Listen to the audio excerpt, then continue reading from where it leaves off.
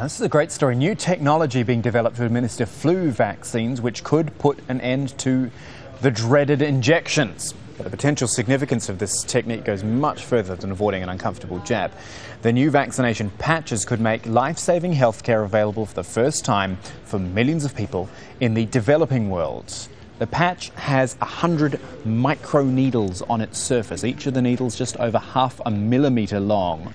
But when they penetrate the skin, they dissolve. Researchers have been loading these needles with influenza vaccine, testing them on mice. So far, the results have been encouraging. The patch is more effective than using the standard needle technique.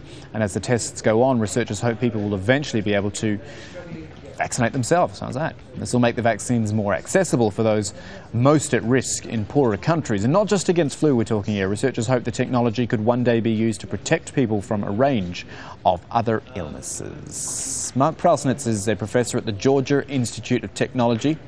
He's the leading researcher on this project, and he says the skin patch could eventually help wipe out some fatal diseases. Well, our hope is that this influenza vaccine patch will enable more people to become vaccinated, not only because we get rid of the hypodermic needle, which many, if not most people, dislike, but also because we hope this will enable people to administer the patch to themselves. That is, not have to go to the clinic to see a doctor, but rather could go to the pharmacy or even get this patch in the mail.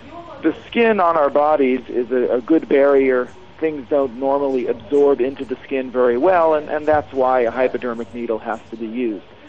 So what we have done is we've made very small needles, microscopically small needles, that can pierce into the skin and in that way allow the vaccine to enter the body, but they're so small that you can barely see them, you can barely feel them. And what we're finding is that the technology seems to apply fairly broadly to different vaccines.